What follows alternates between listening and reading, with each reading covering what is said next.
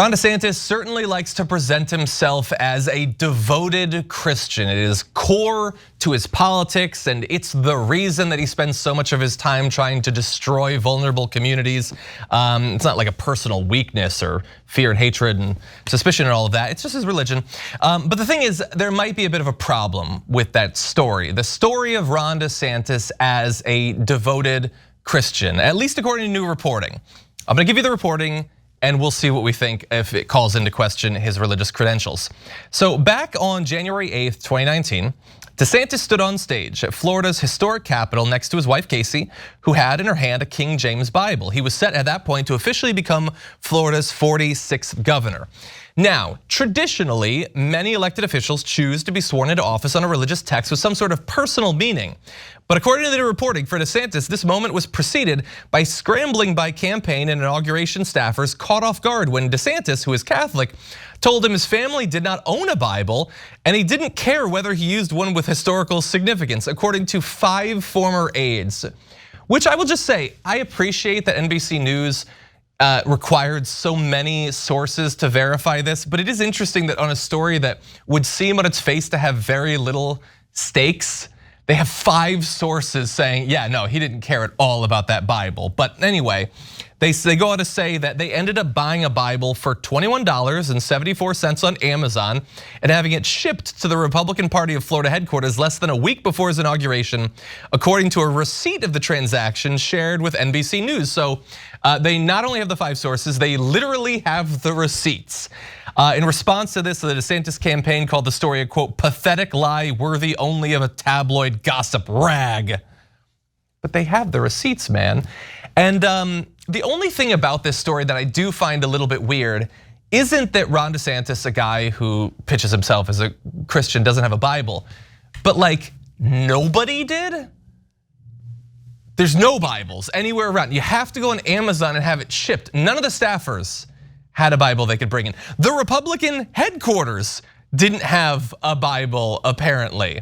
And I guess, America has lost many of its chain bookstores, so I guess it's hard to get one in person, but yeah, this doesn't look good for him. Jackson, I wanna start with you. Do you think that this could potentially hurt him amongst like Catholic or evangelical voters? I don't think it matters at this point. I think Ron DeSantis' political career is it's not in a good position. I mean, whether it be from, well, first let's start here. Ron had a lot of hype and he didn't live up to it. And once that happens, you can't really get back. You can put that into any area of life. If you're like really anticipating a job, really anticipating dating somebody, really whatever it is, and it doesn't really meet your expectations or the fantasy you had, that's Ron DeSantis. So he can never really build himself back up to that level. Also his policies, everybody hates them for the most part. Migrant policies, his war on the LGBTQ community, his war on teachers, his war on books, all of that. You can sit here going on and on, but then his personality, right? He just doesn't seem to have it. I'm still sitting here trying to figure out why he debated Gavin Newsom last night. Like that was fine for Gavin because we know he's gonna run for president in 2028 or if Joe Biden like collapses in this go round.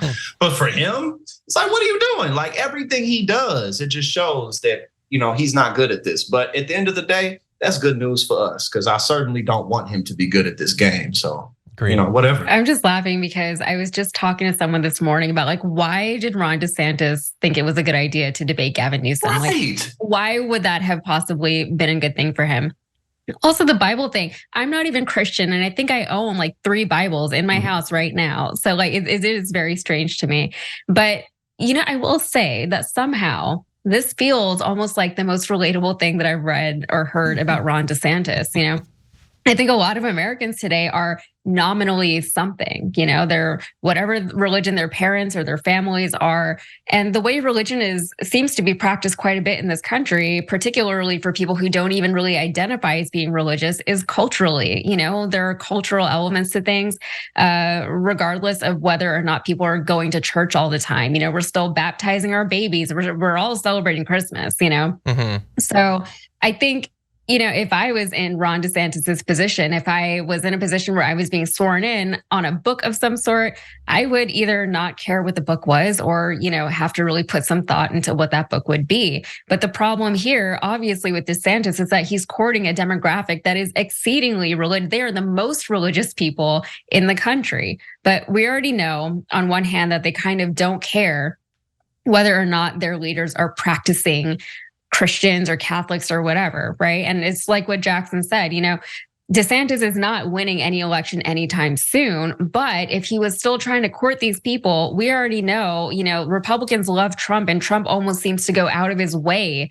to prove how bad of a Christian he is. Yeah. Now, DeSantis doesn't have the charismatic cultish appeal of Trump, but really, he would just have to say the right things, which he has been doing, and pushing the religious agenda, which he has already been doing. And we've seen him do so in Florida with his book bans and all of the curriculum meddling and all of his anti-LGBT rhetoric, right? And, the fact that he rarely discusses his Catholicism in public is being, reported as a bad thing. I think it's actually a good thing. I don't need to know about his religious practices. I think, the less we know about religion from our state leaders, the better.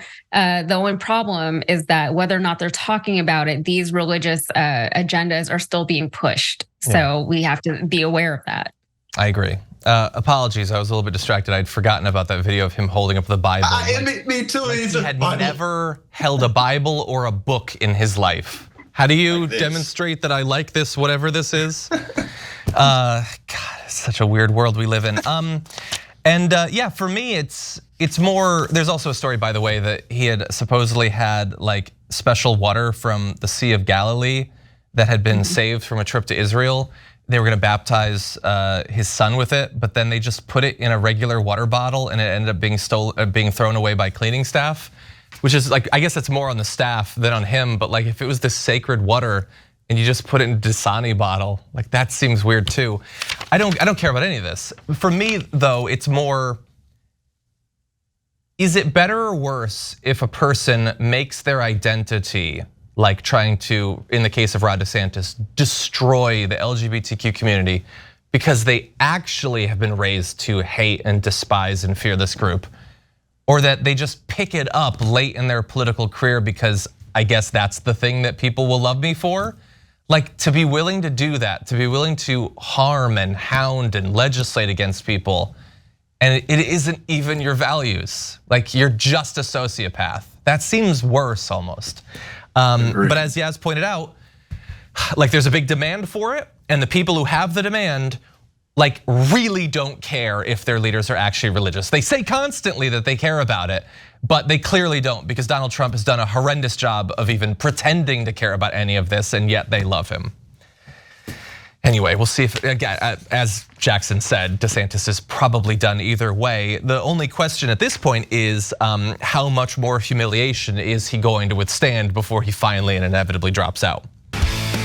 Hey, thanks for watching that video. We really appreciate it, guys. And we appreciate it if you become members, because that allows us to be independent, honest, progressive, all the things that you don't get from corporate media. And all of that is because of you guys. Hit the join button below and become one of us, become a Young Turk.